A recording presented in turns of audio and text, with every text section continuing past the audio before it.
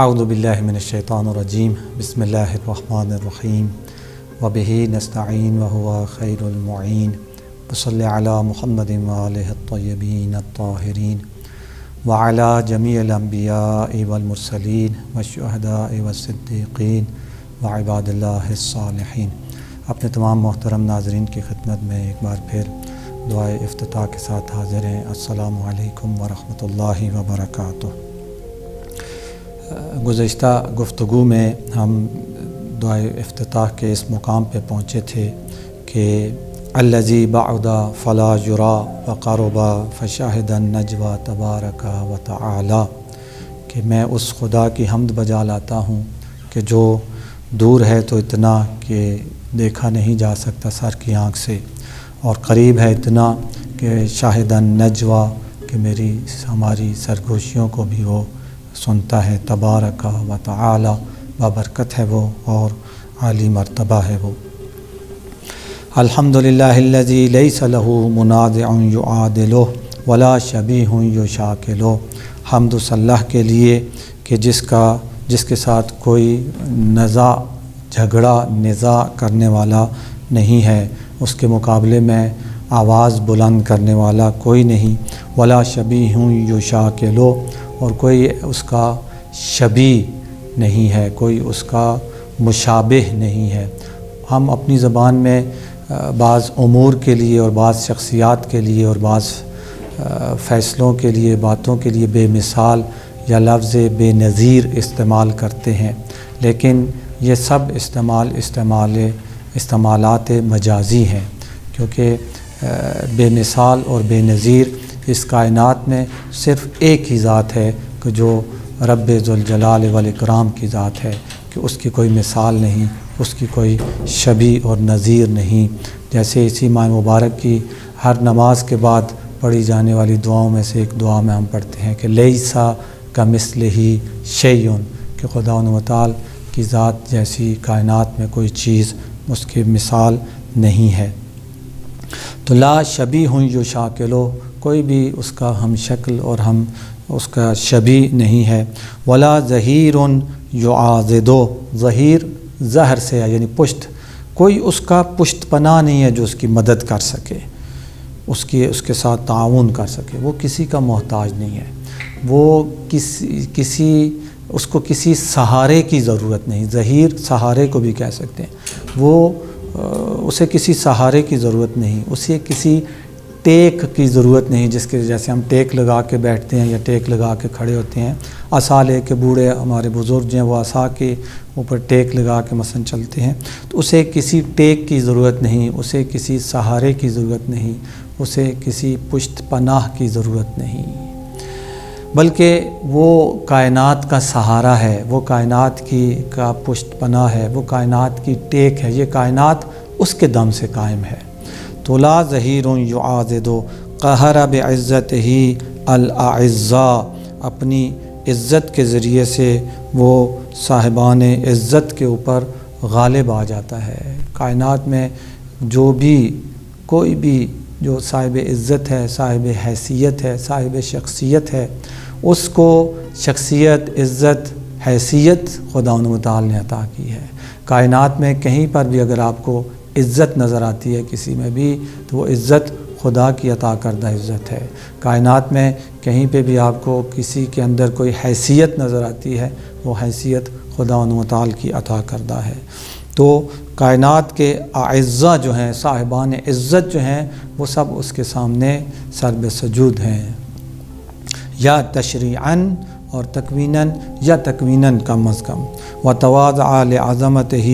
العظماء، بڑی بڑی عظیم ہستیاں، بڑے بڑے عظیم لوگ اس کے سامنے خاکساری اور عاجزی کرتے ہوئے نظر آتے ہیں۔ اور عزیزو، جو واقعاً حقیقت میں عظیم ہوتے ہیں، ایک وہ عظیم ہوتا ہے جسے دنیا عظیم سمجھتی ہے،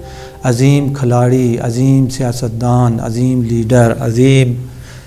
بزنس مین، عظیم، یہ دنیا جن کو عظیم کہتی ہے۔ اور ایک عظیم وہ عظیم ہوتا ہے جو حقیقت میں عظیم ہوتا ہے، جو واقعاً عظیم ہوتا ہے۔ تو چاہے دنیاوی عظیم ہو، چاہے حقیقی عظیم ہو، یہ سب عظیم جو ہیں اس کے سامنے عاجز ہیں، انکساری سے پیش آتے ہیں، اس کے سامنے کچھ بھی نہیں ہے۔ اور اگر حقیقی عظیموں کی عظماء کی بات کی جائے تو حقیقی عظیم ہستیاں جو ہیں وہ 14 معصومین علیہم السلام ہیں، ان سے بڑا عظیم کائنات میں کوئی نہیں۔ تو وہ جو عظیم ہستیاں ہیں انہیں حقیقت میں اندازہ ہے کہ ان کی اس عظمت، ان کو یہ عظمت عطا کرنے والی ذات خداوند متعال کی ذات ہے۔ تو خداوند متعال کی ذات جس نے ان کو عظمت عطا کی ہے، وہ یہ درک کرتے ہیں کہ یہ عظمت جو ہمارے پاس ہے یہ خدا کی عطا کردہ ہے۔ تو چونکہ جب انہیں یہ اندازہ ہوتا ہے اس حقیقت کا کہ عظمت خدا کی عطا کردہ عظمت ہے، تو وہ خدا کی بارگاہ میں اور زیادہ جھک جاتے ہیں۔ جس میں ذرا سا بھی شرف اور ذرا سا بھی ظرف پایا جاتا ہے، وہ احسان کرنے والے کے احسان کو کبھی نہیں بھولتا۔ تو جو عظیم ہستیاں ہوتی ہیں ان کو پتہ ہوتا ہے کہ یہ عظمت ہمیں خدا نے عطا کی ہے، تو وہ خدا کی بارگاہ میں اور زیادہ جھک جاتے ہیں۔ اور یہ چیز ہم اہل بیت علیہم السلام کی سیرت میں ہمیں فراوان نظر آتی ہے کہ جس طرح وہ خدا کے حضور عاجزی کے ساتھ، انکساری کے ساتھ اور تواضع کے ساتھ پیش آتے ہیں، حاضر ہوتے ہیں، اس طرح سے کوئی اور حاضر نہیں ہوتا۔ امام زین العابدین علیہ السلام سید الساجدین، وہ جب مکہ مکرمہ مشرف ہوتے تھے تو روایت میں ملتا ہے کہ وہ اپنا اکثر وقت یعنی مناسک حج و عمرہ کو انجام دینے کے بعد اپنا اکثر وقت جو ہے وہ حجر اسماعیل کے اندر میزاب رحمت کے نیچے سر سجدے میں رکھ دیتے تھے اور اس ذکر کو کثرت سے پڑھا کرتے تھے کہ الہی عبیدوں کا بفنائک، مسکینوں کا بفنائک، فقیروں کا بفنائک، سائلوں کا بفنائک، یسألک ما لا یقدر علیہ غیرک۔ اے میرے معبود الہی، اے میرے معبود عبیدوں کا بفنائک، عبدوں کا بفنائک نہیں، عبیدوں کا بفنائک۔ عبد اسم ہے اور عبید اس کا اسم مصغر ہے۔ مصغر یعنی جس میں لفظ کے ترجمے میں چھوٹا آتا ہے، یعنی حسن اور حسین، حسن یعنی خوبصورت، حسین یعنی چھوٹا خوبصورت، مطلب اس کا بھی خوبصورت ہوتا ہے لیکن ساتھ چھوٹا کا اضافہ ہوتا ہے۔ عبد بندہ اور عبید یعنی چھوٹا بندہ۔ عبیدوں کا بفنائک، تیرا چھوٹا سا بندہ، تیرا ادنا سا بندہ۔ فنا کہتے ہیں چوکھٹ کو، دروازے کی جو چوکھٹ ہوتی ہے، دہلیز، اس کو کہتے ہیں۔ تو تیرا چھوٹا سا بندہ تیری دہلیز پہ آیا ہے، تیرے در پہ آیا ہے۔ عبیدوں کا بفنائک، مسکینوں کا بفنائک، تیرا مسکین تیرے دروازے پہ آیا ہے۔ فقیروں کا بفنائک، تیرا فقیر تیرے دروازے پہ آیا ہے۔ اور سائلوں کا بفنائک، تیرا سوالی تیرے دروازے پہ آیا ہے۔ یسألک ما لا یقدر علیہ غیرک، تجھ سے سوال کرتا ہے اس چیز کا کہ جس پر کوئی اور ذات ہستی قدرت نہیں رکھتی عطا کرنے کی۔ تو کس طرح سے اپنے آپ کو عبد نہیں کہتے ہیں، عبید کہتے ہیں۔ اور صرف ایک لفظ بھی بول کے اکتفا کیا جا سکتا تھا لیکن نہیں، کبھی عبید کہتے ہیں، کبھی فقیر کہتے ہیں، کبھی سائل کہتے ہیں، کبھی مسکین کہتے ہیں، یعنی ہر اعتبار سے اپنے آپ کو خدا کی بارگاہ میں حقیر اور چھوٹا کر کے پیش کرتے ہیں۔ سرور انبیاء فرماتے ہیں کہ ان فقری فخری، میرے رب کا محتاج ہونا یہی میرا فخر ہے، یعنی اس محتاج ہونے پہ مجھے فخر ہے۔ فخر کرتے ہیں خدا کی بارگاہ میں سوالی ہونے کو۔ جب اس روایت میں خدا متعال کی طرف سے حضرت جبرائیل علیہ السلام تشریف لائے اور کہا کہ یا رسول اللہ، خدا چاہتا ہے کہ اگر آپ قبول کریں تو زمین و آسمان کے سارے خزانے آپ کے حوالے کر دیں، تو حضور نے کہا کہ اگر مجھے اس تجویز کے قبول کرنے کا اختیار حاصل ہے، میرے اوپر لازم نہیں ہے، تو پھر میں یہ تجویز قبول کرنے کے لیے تیار نہیں۔ کہا کیوں؟ آپ کے مقام میں کوئی کمی نہیں آئے گی خدا کی بارگاہ میں۔ کہا اس لیے کہ میں چاہتا ہوں ایک دن میرے پاس ہو تاکہ میں خدا کا شکر بجا لاؤں، اور ایک دن میرے پاس نہ ہو تاکہ میں خدا کے سامنے دست نیاز بلند کر سکوں، یعنی خدا کے آگے اپنا دامن پھیلا سکوں، فقیر بنوں، سوالی بنوں، داعی بنوں، دعا کرنے والا بنوں۔ اگر میرے پاس زمین و آسمان کے سارے خزانے ہوں گے تو ہر چیز میرے پاس ہوگی، تو میں اس مانگنے کی فضیلت سے محروم رہ جاؤں گا۔ مجھے اپنے رب سے مانگنا اچھا لگتا ہے۔ مانگنا یعنی اپنے آپ کو کسی کے سامنے چھوٹا کر دینا، مانگنے کا مطلب یہی ہے۔ ہر شخص یہ چاہتا ہے کہ میں کسی کے آگے ہاتھ نہ پھیلاؤں، مجھے کسی کے آگے سر جھکانا نہ پڑے، لیکن رسول یہ چاہتے ہیں کہ مجھے خدا کے آگے سر جھکانا پڑے، مجھے خدا کے آگے ہاتھ پھیلانا پڑے، چونکہ وہ جانتے ہیں کہ اس بارگاہ میں یہ عظیم کی بارگاہ ہے، میرے پاس جو بھی عظمت ہے یہ سب عظمت اسی کی عطا کرتا ہے۔ تو اس لیے جس کو اللہ نے زیادہ دیا ہوتا ہے وہ زیادہ خدا کی بارگاہ میں جھکتا چلا جاتا ہے، چھوٹا اور نیچا ہوتا چلا جاتا ہے۔ تو تواضع لعظمتہ العظماء، کیا بات ہے، علی جیسا عبد، علی جیسی ذات، علی جیسا شجاع جس کی بارگاہ میں سجدہ ریز ہو جاتا ہے، رسول جیسی ہستی جس کی بارگاہ میں سجدہ ریز ہے۔ فبلغ بقدرتہ ما یشاء، اور اس کی قدرت اور طاقت میرے رب کی ایسی ہے کہ پہنچ جاتا ہے اپنی طاقت کے ذریعے سے ما یشاء، جو یہ چاہتا ہے، جس چیز کا بھی ارادہ کرتا ہے اسے یہ حاصل کر لیتا ہے۔ یعنی میں ایسے خدا کی بارگاہ میں دست سوال بلند کر رہا ہوں جو چاہے کر سکتا ہے، اپنی طاقت اور قدرت کے ذریعے جو چاہے وہ کر سکتا ہے، مجبور نہیں ہے، مقہور نہیں ہے، لاچار نہیں ہے۔ الحمدللہ الذی یجیبنی حین انادی، حمد و اللہ کے لیے کہ میں نے جب بھی اسے پکارا اس نے جواب دیا۔ آج کل کی زبان میں اگر ہم اس طرح سے اس کا ترجمہ کریں تو یہ زیادہ قابل فہم ہوگا کہ میں جب بھی اسے کال کرتا ہوں، جب بھی اس کا نمبر ڈائل کرتا ہوں وہ میری کال ریسیو کرتا ہے۔ کبھی ایسا نہیں ہوا کہ اس نے آگے سے اپنا نمبر بیزی کر دیا ہو، آگے سے میری کال اس نے کاٹ دی ہو یا میری کال کو ریسیو نہ کیا ہو، بلکہ جب بھی اسے کال کرتا ہوں وہ میری کال اٹھا لیتا ہے، مجھے جواب دیتا ہے۔ اور اس طرح بھی نہیں ہوتا، بعض اوقات ہم بعض دوست احباب عزیزوں کو کال کرتے ہیں اور وہ آؤٹ آف سروس ہوتے ہیں، ایسی جگہ پہ ہوتے ہیں جہاں سگنلز نہیں آ رہے ہوتے، اس لیے ہماری کال ان تک پہنچ ہی نہیں پاتی۔ یہ میرا رب ایسا ہے کہ اس کو میں جب بھی کال کروں یہ آؤٹ آف سروس بھی نہیں ہوتا،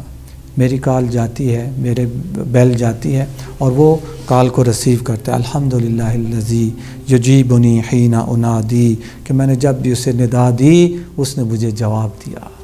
اور جس طرح اس روایت میں ملتا ہے، کتنا عظیم ہے یہ خدا کہ جب اللہ کے بندے نے اللہ کو پکارا تو کہا لبیک یا عبدی، اے میرے بندے لبیک،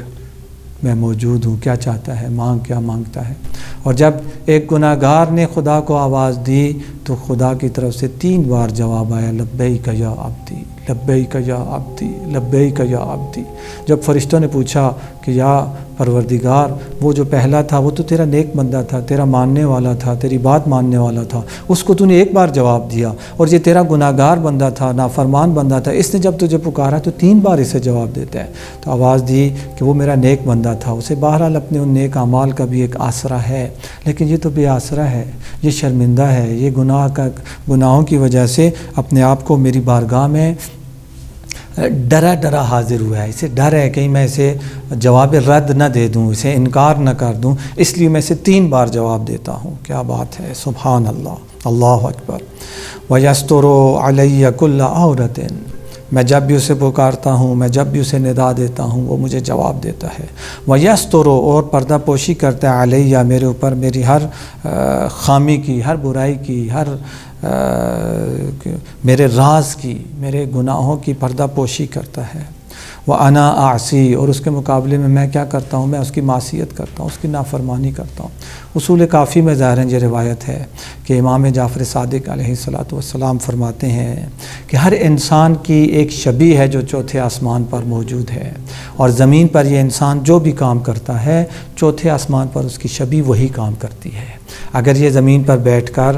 مثلا ہدایت ٹی وی آن کر کے دعائے افتتاح کو سنتا ہے تو اس کی شبیہ بھی چوتھے آسمان پر اسی طرح سے دعائے افتتاح کو سنتی ہے۔ اگر یہ زمین پر روزہ رکھتا ہے تو آسمان پر، چوتھے آسمان پر وہ بھی روزہ رکھتا ہے۔ یہ مصلی عبادت پہ کھڑا ہوتا ہے تو وہ اس کی شبیہ بھی وہاں مصلی عبادت پہ کھڑی ہوتی ہے۔ اور جب یہ انسان اچھے کام کر رہا ہوتا ہے، نیک کام کر رہا ہوتا ہے، خدا کی اطاعت کر رہا ہوتا ہے تو اس کی شبیہ وہاں پہ یہی کام کر رہی ہوتی ہے۔ تو خدا و تعالی اپنے فرشتوں کو بلاتا ہے اور کہتا ہے کہ یہ دیکھو، تم کہتے تھے یہ فساد کرے گا، تم کہتے تھے یہ خون بہائے گا، تم کہتے تھے یہ مثلا دھوکہ اور فراڈ کرے گا، تو دیکھو یہ کیا کر رہا ہے۔ خدا فخر کرتا ہے، مباحات کرتا ہے فرشتوں کے درمیان اپنے بندے کی ان نیک اعمال کے اوپر، اور پھر خدا نے خواستہ یہی بندہ جب کسی گناہ کی محفل میں ہوتا ہے، جب کوئی گناہ کر رہا ہوتا ہے تو خدا و تعالی نے مخصوص پردے رکھے ہیں جو اس کے چاروں طرف لگا دیے جاتے ہیں تاکہ چوتھے آسمان پر جو اس کی شبیہ کے چاروں طرف لگا دیتے ہیں تاکہ چوتھے آسمان پر فرشتوں کو اس کے یہ گناہ نظر نہ آئیں، اس کی یہ خامیاں نظر نہ آئیں۔ تو وَيَسْتُرُ عَلَيَّ كُلَّ عَوْرَةٍ، میں تو شاید اس دنیا میں سمجھتا تھا خدا میری آبرو کا خیال رکھتا ہے، خدا میری عزت کا خیال رکھتا ہے، خدا آسمانوں پر بھی میری عزت کا خیال رکھتا ہے۔ وَأَنَا أَعْصِي، اس کی پردہ پوشی کے باوجود میں گناہ پر گناہ کرتا چلا جاتا ہوں۔ وَيُعَظِّمُ النِّعْمَةَ عَلَيَّ فَلَا أُجَازِيهِ، وہ مجھ پر نعمتوں پر نعمتیں بھیجتا ہے، نعمت کس کے ذریعے سے اپنی بزرگواری کا اظہار کرتا ہے، فلا اجازی، لیکن میں اس کے مقابلے میں اس کا شکر بجا نہیں لاتا، اس کی نعمتوں پر جس طرح شکر بجا لانا چاہیے اس طرح شکر بجا نہیں لاتا۔ اگرچہ خدا کی نعمتوں پر شکر بجا لانا یہ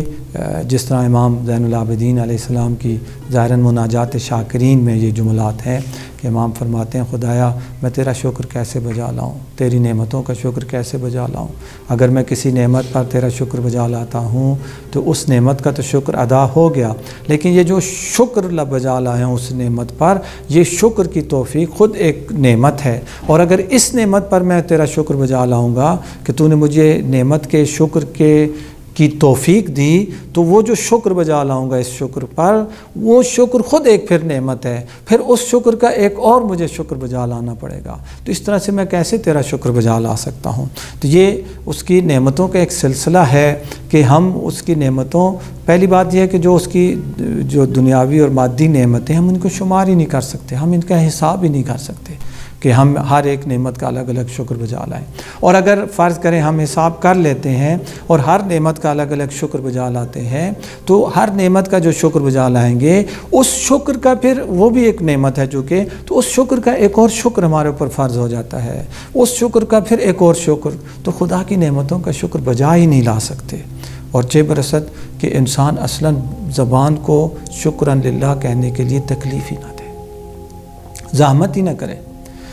کتنا کریم ہے وہ خدا، وہ کہتے ہیں، اگر روایت ہے کہ اگر ہر روز دن میں مفاتیح الجنان کے اس آخری حصہ جسے الباقیات الصالحات کہا جاتا ہے، وہاں پہ ہر روز کے اعمال اور دعاؤں میں یہ دعا موجود ہے، یعنی یہ کلمات شکر، کہ امام فرماتے ہیں کہ اگر کوئی 7 مرتبہ اس جملے کو کہے تو ایسے ہے جیسے اس نے خدا کی تمام نعمتوں کا شکر ادا کر دیا۔ الحمدللہ علی کل نعمت کانت او ہی کائنا، یہ جملہ 7 مرتبہ اگر وہ ہر روز ہر دن کے اعمال اور دعاؤں میں سے چکے، تو ہر روز اگر 7 مرتبہ اس جملے کو وہ تکرار کرے، دہرائے، 7 مرتبہ یہ ذکر پڑھے، تو اس نے خود ایسا ہے خدا کی بارگاہ میں جیسے اس نے خدا کی ساری نعمتوں کا شکر ادا کر دیا۔ تو عزیزو، یہ نقائص اور خامیاں جو یہاں دعا میں انسان بیان کرتا ہے، ان نقائص اور خامیوں کو دور کرنے کی کوشش کرنی چاہیے کہ وہ اگر مجھ پر نعمت بھیجتا ہے تو مجھے اس نعمت کا شکر ادا کرنا چاہیے، وہ اگر میری پردہ پوشی کرتا ہے تو مجھے آئندہ ہوشیار رہنا چاہیے اور کوئی ایسا کام نہیں کرنا چاہیے جس سے خدا کو پردہ پوشی کرنی پڑے۔ یہ مطلب جو گھر میں خواتین ہوتی ہیں وہ اس کو بہتر درک کر سکتی ہیں اور سمجھ سکتی ہیں، مائیں خاص طور پر، کہ مثلا چھوٹا بچہ ہے، اس نے ایک جگہ گھر میں کسی جگہ چائے گرا دی، اب ماں وہ چائے صاف کر رہی تھی کہ ادھر بچے نے دوسری جگہ پانی گرا دیا، ادھر گئی اس کو صاف کرنے لگی، تیسری جگہ بچے نے مثلا شیشے کا گلاس توڑ دیا، اس کو صاف کر، چوتھی جگہ، یعنی مسلسل اگر بچہ اس طرح سے ایک کے بعد ایک خراب کاری کرتا رہے تو بہرحال ایک وقت آئے گا ماں کا حوصلہ اور صبر جواب دے جائے گا۔ لیکن خداوند متعال کتنا اپنے بندوں سے لطف اور کرم سے کام لیتا ہے کہ انسان گناہ پر گناہ کرتا چلا جاتا ہے، ایک کے بعد ایک نافرمانی، ایک کے بعد ایک معصیت، اور خدا اس کے اوپر پردہ ڈالتا چلا جاتا ہے۔ تو یہ چیزیں جب یہاں دعا میں ہم بیان کرتے ہیں تو ہمیں ان کی اصلاح کرنی چاہیے، یعنی آنے والے وقتوں میں ہمیں یہ فیصلہ کرنا ہوگا کہ ہم کب تک اس طرح سے خراب کاریاں کرتے رہیں گے، کب تک وہ ہماری پردہ پوشی کرتا رہے گا۔ اور صرف یہی نہیں، وقت آگے جس طرح ہے کہ فَكَمْ مِن مَوْهِبَةٍ هَنِيَّةٍ قَدْ أَعْطَانِي، کتنی ایسی بہترین اور خوبصورت نعمتیں ہیں جو میرے رب نے مجھے عطا کی ہیں۔ میں اس کی معصیت کرتا ہوں، اس کی نافرمانی کرتا ہوں، اس گناہ کرتا ہوں، اپنی آبروریزی کرتا ہوں، اور وہ میری عزت کو بچاتا ہے، میری پردہ پوشی کرتا ہے، اور اس کے ساتھ ساتھ کم من موہبۃ، موہبہ وہی ہبہ سے ہے، ہنیۃ، ہنیہ یعنی جو دل کو خوشی سے باغ باغ کر دے، یعنی ایسی نعمتیں کہ جن کا تصور ہی انسان کو خوشحال کر دیتا ہے، ایسی نعمتیں قد اعطانی، اس نے مجھے عطا کی ہیں، وعظیمۃ مخوفۃ قد کفانی، اور کتنی ایسی مصیبتیں اور خوفناک اور وحشتناک حادثے تھے کہ قد کفانی، جن سے اس نے میری کفایت کی، میری مدد کی اور مجھے بچایا۔ ہم اگر اپنے ماضی پہ نظر ڈالیں تو بہت ساری ایسی مصیبتیں اور بہت سارے ایسے غم کے پہاڑ تھے جو ہمارے اوپر گرے یا گرنے لگے تھے، اور خدا نے ہمیں ان مصیبتوں سے بچایا۔ وبہجۃ مونقۃ قد ارانی، اور کتنی ایسی دل نشین خوشیاں تھیں جو میرے رب نے مجھے دکھائیں۔ میں کچھ بھی نہیں تھا، میں چل بھی نہیں سکتا تھا، میں کھڑا بھی نہیں ہو سکتا تھا، آج کھڑا بھی ہو لیتا ہوں، چل بھی سکتا ہوں۔ میں بول نہیں سکتا تھا، آج بول سکتا ہوں۔ میں جاہل تھا، آج ٹھیک ٹھاک پڑھا لکھا اور عالم شمار ہوتا ہوں۔ تو انسان اپنے اس بچپن سے لے کر اس جوانی، نوجوانی اور عمر کے جس حصے پر ہے، اس حصے تک ایک اپنی زندگی کا مختصر جائزہ لے تو دیکھے گا کتنی ایسی خوشیاں تھیں، کتنی ایسی کامیابیاں تھیں جنہوں نے انسان کے قدم چومے۔ یہ سب میرے رب اور میرے پروردگار کا لطف اور کرم تھا۔ فَأُثْنِي عَلَيْهِ حَامِدًا وَأَذْكُرُهُ مُسَبِّحًا، پس میں ثنا بجا لاتا ہوں اس کی ان نعمتوں پر، ان پردہ پوشیوں پر، حامدہ اس کی حمد کرتے ہوئے، وَأَذْكُرُهُ اور میں اسے یاد کرتا ہوں، مُسَبِّحًا تسبیح کرتے ہوئے کہ وہ ہر عیب اور ہر نقص سے پاک اور منزہ اور بالا تر ہے، اس میں کسی قسم کا کوئی نقص اور عیب نہیں پایا جاتا۔ جتنے نقائص اور جتنے عیوب ہیں وہ سب کے سب میرے اندر پائے جاتے ہیں، اس میں کسی قسم کا کوئی نقص اور کسی قسم کا کوئی عیب نہیں پایا جاتا۔ خدا و تعالی سے دعا ہے کہ اس دعائے افتتاح کے صدقے ہمیں اپنی اصلاح کرنے کی توفیق عطا فرمائے۔ یہ ماہ مبارک جس کا ایک بہت بڑا حصہ گزر گیا اور ایک مختصر حصہ باقی ہے، اس ماہ مبارک میں باقی حصے میں ہمیں اس ماہ مبارک کی قدر و منزلت کو جاننے، پہچاننے اور اس کی تقاضوں کو اور اس کی جو ہم سے توقعات ہیں ان توقعات کو اچھے طریقے سے انجام دینے کی توفیق عطا فرمائے۔ خدا و تعالی آپ تمام ناظرین کا حامی و ناصر ہو۔ والحمدللہ رب العالمین، وصلی اللہ علی محمد و آلہ الطاہرین۔